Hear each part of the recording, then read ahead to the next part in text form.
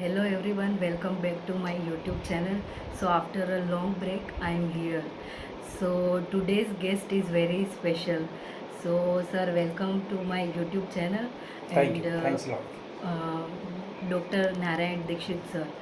तो सर हमें बताएंगे पहले उनकी जर्नी के बारे में, फिर my main focus is only JRF and UGC net. So I will ask some questions about UGC net and JRF related. So stay tune and watch this video till the end. So first, sir give his introduction, and this video will be in Hindi and English. So let's start. Namaskar to all. As my student said about the introduction, my dear friends, my name is Professor Mahesh Narayan Dikshit. Now I am working as a professor in Faculty of Education, Gujarat Vidyapeeth. Basically, I am belonging from the Vanaras, which is called also Varanasi and Kashi too. My native place is Mirzapur, associated district of Banaras, and from there we are migrated to Banaras, and I complete my study from Banaras.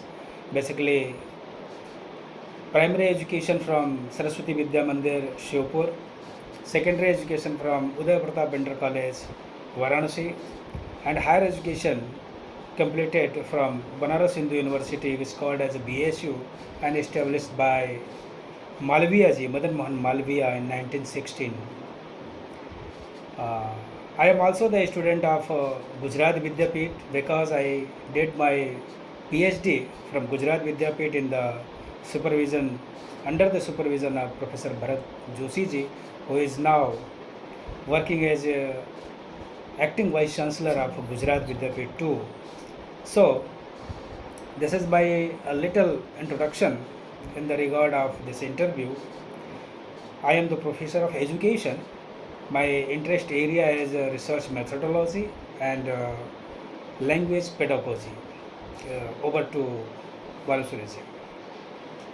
So yeah, so let's move further। और मेरा next question ये है कि how can we qualify UGC JRF और sorry junior research fellowship, and is there anything like can you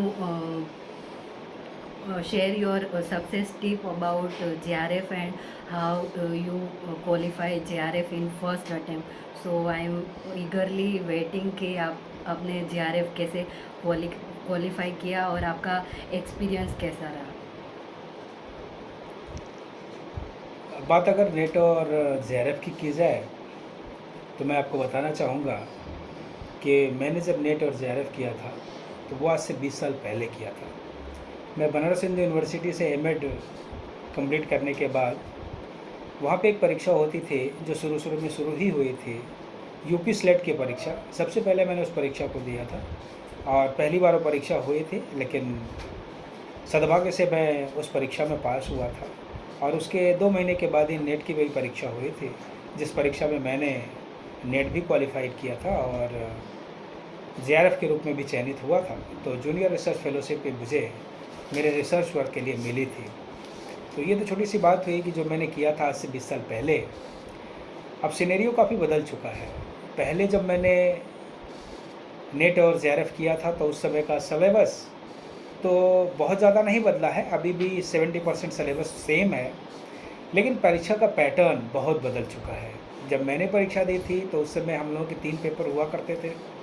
एक paper general reasoning से होता था जिसमें जीके भी होता था, रीजनिंग भी होती थी, टीचिंग एप्टीट्यूड के क्वेश्चंस होते थे, रिसर्च मेथोडोलॉजी से सम क्वेश्चंस होते थे। और उन प्रश्नों को करने के बाद अगर उस पेपर में आप पास होते थे तो फिर अगले पेपर में आपकी जो आंसर सीट है वो जांची जाती थी, नहीं तो वहाँ से स्क्रीनिंग होकर के आप बाहर निकल जाते थे। लेकिन मैंने चूँकि JRF भी पास किया था तो बट नेचुरल है कि मेरे तीनों ही पेपर जाँचे गए थे और उनके आधार पर मैं सेलेक्ट हुआ था एज ए JRF। अब बात मैं करूं कि क्या टिप्स है, तो टिप्स तो मैं तो यह कहूँगा कि अनभ्यासे विषम विद्या, कि अगर आप अभ्यास नहीं करते हैं, बार बार उसको पढ़ते नहीं हैं, बार बार उसको दोहराते नहीं हैं, उस पर फोकस नहीं करते हैं, तो कोई भी चीज़ आप जो है जितनी अच्छी तरीके से आपको समझ में आई हो या याद हुई हो वो चीज़ भूल जाती है। तो पहला टिप्स तो यही है कि आप जो करना चाहते हो उस पर फोकस बना के रखें और उस चीज़ को बारंबार करते रहें। क्योंकि हमारे हिंदी में एक बहुत ही अच्छी कहावत है कि करत करत अभ्यास के जड़मति हो तो सुजान, रसरी यावत जागते सिल पर परत निशान। कि बार बार अभ्यास करने से व्यक्ति जो है वो बुद्धिमान हो जाता है। कैसा व्यक्ति? जो कि जड़मति है, टोटली जो ब्लाइंड है, टोटली जो मूर्ख है, उस व्यक्ति में भी वो स्किल डेवलप हो जाता है। और इसका एक सच्चा सा उदाहरण है कि जैसे पहले जब कुएं से लोग पानी खींचते थे बाल्टी और डोरी के माध्यम से, तो डोरी बार बार जो है वो पत्थर से रगड़ती थी और उस रगड़ के कारण पत्थर में भी एक किनारे पर उसके लकीर पड़ जाती थी या पत्थर भी कट जाता था। तो जब उस तांत की या रस्सी, घास की बनी हुई रस्सी पत्थर काट सकती है सिर्फ अभ्यास की वजह से, तो हम तो मनुष्य हैं, हम तो बहुत ही बुद्धिमान लोग हैं। अगर एक बार हमने ठान लिया और बार बार अभ्यास किया तो हम ज़रूर पास होंगे। तो पहला तो मेरा टिप्स यही है आपसे कि आप अभ्यास करें। जो भी परीक्षा आप पास करना चाहते हैं उस परीक्षा के बारे में सतत अभ्यास में लगे रहें। दूसरा टिप्स मैं दूंगा कि गधों की तरह मेहनत नहीं करने का, स्मार्ट, हार्ड वर्क ज़रूरी है, लेकिन सर हार्ड वर्क से काम नहीं चलेगा, स्मार्ट वर्क होना चाहिए। स्मार्ट वर्क का मतलब होता है कि स्ट्रेटजी। आप कोई भी चीज़ अगर पढ़ने जाते हो या किसी भी परीक्षा में कम्पीट करने जाते हो तो आपकी एक स्ट्रेटजी होनी चाहिए कि कैसे पढ़ना है, कितनी देर पढ़ना है, कब पढ़ना है, किसके माध्यम से पढ़ना है, किन किताबों का उपयोग करना है, कितने अभ्यास करने हैं। ये सब चीज़ें आपके दिमाग में पहले से स्ट्रक्चर उसका खाका बना होना चाहिए। अगर वो है तो फिर आप बहुत अच्छे तरीके से पढ़ सकते हैं और उस पर मास्टरी भी ला सकते हैं। अब सवाल ये उठता है कि फिर अगर 3 पेपर होते हैं तो उनमें मैं कैसे करूँ, स्ट्रेटजी मेरी क्या हो? तो मैं तो यही कहूँगा कि मेन फोकस आपका एजुकेशन पे होना चाहिए। क्योंकि अगर आप एजुकेशन से संबंधित जो भी विषय आप ले रहे हो, या आपका संस्कृत हो, हिस्ट्री हो, साइंस हो, या फिर लाइब्रेरी साइंस हो, जो भी हो, सोशल साइंस, ह्यूमैनिटीज या साइंस के जो भी विषय हो, उन विषय पे पहली तो आपकी मास्टरी होनी चाहिए। और वो मास्टरी उस सिलेबस के संदर्भ में होनी चाहिए जो कि नेट और सेट की परीक्षाओं के लिए निर्धारित किया गया है। बहुत ही स्पेसिफिकली वो सारे मुद्दे दे दिए जाते हैं और उन मुद्दों पे अब तो इंटरनेट के माध्यम से इतना ज़्यादा साहित्य उपलब्ध है कि उसको आप पढ़ सकते हैं, समझ सकते हैं और बता सकते हैं। तो उसकी एक तैयारी करिए। तो आपके परीक्षा का जो भी समय आपने निर्धारित किया है, 3 घंटे, 4 घंटे, 5 घंटे पर डे लेकिन होना चाहिए। पर डे में मान लीजिए आपने 3 घंटे निर्धारित की तो 2 घंटे आपके कंटेंट से संबंधित होने चाहिए, जो विषय आपका है, और 1 घंटा हमेशा फर्स्ट पेपर के लिए आपको देना ही चाहिए। क्योंकि अक्सर भूल कहाँ होती है? भूल होती है कि हम पहले पेपर पे फोकस ही नहीं करते।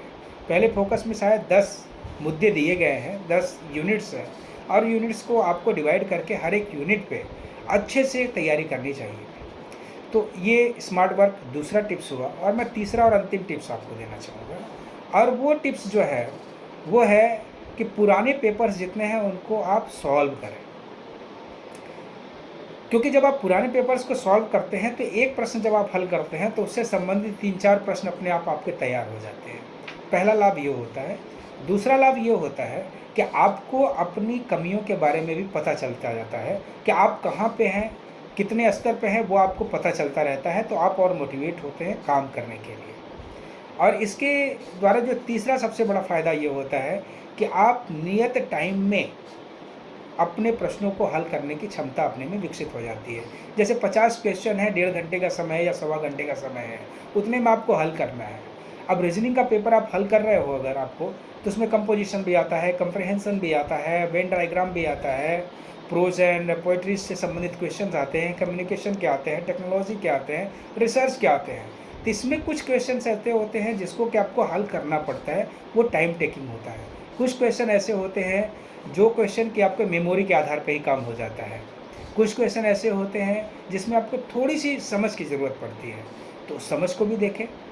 मेमोरी की जो चीज़ें हैं उसको मेमोरी पे स्तर पे उसको एकदम बिल्कुल तैयार रखें, कंठस्थ रखें, और इतना समय अपने पास पर्याप्त मात्रा में बचा लें जिससे कि आप रीजनिंग के क्वेश्चंस को हल कर सकें। जैसे कि दिशा सूचक जो प्रश्न आते हैं तो उसमें आप सबसे पहले 4 दिशाओं को बना लें और उसके आधार पर आगे बढ़ते जाएँ और बना सकते हैं। तो ये सब करने से क्या फ़ायदा होगा कि आप अपनी बातों को या अपनी समझ को विकसित कर पाएंगे, अपना सेल्फ एवेल्यूशन कर पाएंगे और आगे बढ़ पाएंगे। तो मेरे ये 3 सुझाव आपके लिए हैं कि अभ्यास करें, पुराने प्रश्नों को सॉल्व करें और स्मार्ट वर्क करें, तो आप ज़रूर पास होंगे, ऐसा मेरा मानना है। जी। सो सर ने जैसे बताया टिप्स, तो this will help us. So thank you so much sir, आपने अपनी खुद की जो स्ट्रेटेजी है और सक्सेस टिप है वो शेयर की। तो अभी मेरा एक क्वेश्चन है कि आपका एज अ प्रोफेसर यहाँ पे एक्सपीरियंस कैसा रहा? So can you share your experience with us कि यहाँ पे आपको विद्यापीठ में क्या अच्छा लगा, और मतलब आप पहले से ही यहाँ फर्स्ट जॉब आपकी यहाँ विद्यापीठ में ही है, तो आपका एक्सपीरियंस कैसा रहा? जैसा कि मैंने बताया कि पिछले 20 साल से मैं गुजरात विद्यापीठ में कार्यरत हूँ। 16 जून 2004 के दिन मैं गुजरात विद्यापीठ में as a assistant professor join किया था और मैं एकदम फ्रेश ही था। जेआरएफ हुआ था, जेआरएफ के आधार पर मैंने बीएचयू में रिसर्च स्कॉलर के रूप में एडमिशन भी लिया था। लेकिन वहाँ पे एक नियम था कि 75% आपके अटेंडेंस ज़रूरी है, तभी आप जेआरएफ जो है होल्ड कर सकते हैं। तो मुझे जेआरएफ छोड़ना पड़ा था और 2004 में मैं यहाँ पे आ गया गुजरात विद्यापीठ में। और जब गुजरात विद्यापीठ में मैं आया एज असिस्टेंट प्रोफेसर, तो आने के बाद चैलेंजेस तो होते हैं, क्योंकि मेरी भाषा हिंदी थी।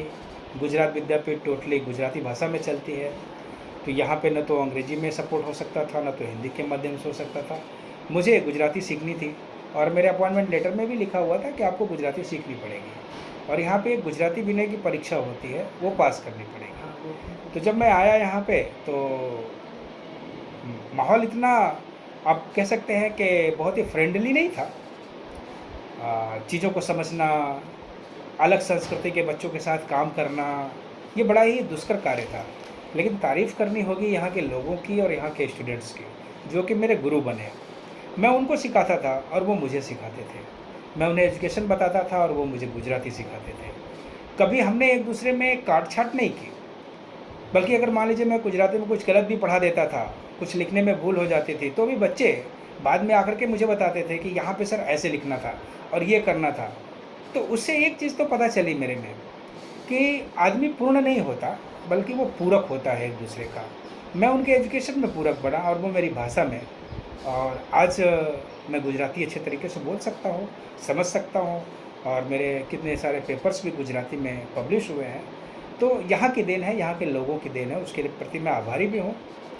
लेकिन धीरे धीरे जैसे जैसे आप काम करते जाते हैं, लोगों के साथ हिलते मिलते जाते हैं, तो वो चीज़ें सुखद होती जाती हैं और मेरे लिए भी वो सुखद रही फिर। और फिर मैंने यहीं पे 2007 में रिसर्च में ज्वाइन किया एज ए स्कॉलर, तो मैं यहाँ का स्टूडेंट भी बना। 3 साल में मैंने अपनी पीएचडी की डिग्री मुझे मिल गई, मैं डॉक्टरेट भी हो गया। फिर टाइम बाउंड मेरा प्रमोशन होता गया, मैं सीनियर असिस्टेंट प्रोफेसर हुआ, सिलेक्शन ग्रेड असिस्टेंट प्रोफेसर हुआ, फिर एसोसिएट प्रोफेसर हुआ और आज मैं पिछले 1.5 साल से प्रोफेसर के रूप में कार्यरत हूँ। तो ये जर्नी मेरी बड़ी ही सुखद रही है और जो भी जिस समय पे मुझे मिल जाना चाहिए उसके पहले ही मिला है, देर नहीं हुई है। तो मैं आभारी हूँ गुजरात विद्यापीठ के इस माहौल का, इस लोकतांत्रिक वातावरण का, जिसमें कि मुझे सीखने और सिखाने दोनों का मौका दिया है। तो मैं ये कहूँगा कि सही मायने में अध्यापकत्व तो मैंने यहीं से पाया है, क्योंकि कहा जाता है कि अध्यापक वही है जो सीखे भी और सिखाए भी। तो मैंने यहाँ से सीखा भी है और सिखाता भी हूँ। तो सीखने सिखाने की प्रक्रिया चल रही है, काफ़ी अच्छी है और स्टूडेंट्स के साथ मज़ा आता है, क्योंकि मेरे रस का ये विषय है, इसलिए आनंद और विघटित रहता है। तो बस यही अच्छा अनुभव है जो अभी तक मेरा बहुत ही सुखद अनुभव है। और मैं गुजरात की लगभग 9 से 10 यूनिवर्सिटियों के साथ विविध कार्यों में भी जुड़ा हुआ हूँ, जो कि गुजरात विद्यापीठ की प्रतिष्ठा की वजह से है कि मुझे वहाँ पे भी जुड़ने का मौका मिला। मैं बोर्ड ऑफ स्टडीज़ में हूँ, आरएसी में हूँ, एकेडमिक काउंसिल्स में हूँ, स्कूल बोर्ड्स में हूँ। तो बहुत सारे ऐसे पद हैं जो कि मैं उत्तरदायित्वों को निभा रहा हूँ, अलग अलग स्कूलों के साथ, कॉलेजों के साथ, यूनिवर्सिटीज़ के साथ। तो एकेडमिक और एडमिनिस्ट्रेटिव कार्य ऐसे चल रहे हैं। बाकी अच्छा लग रहा है, मज़ा आ रहा है आप सबके साथ काम करने।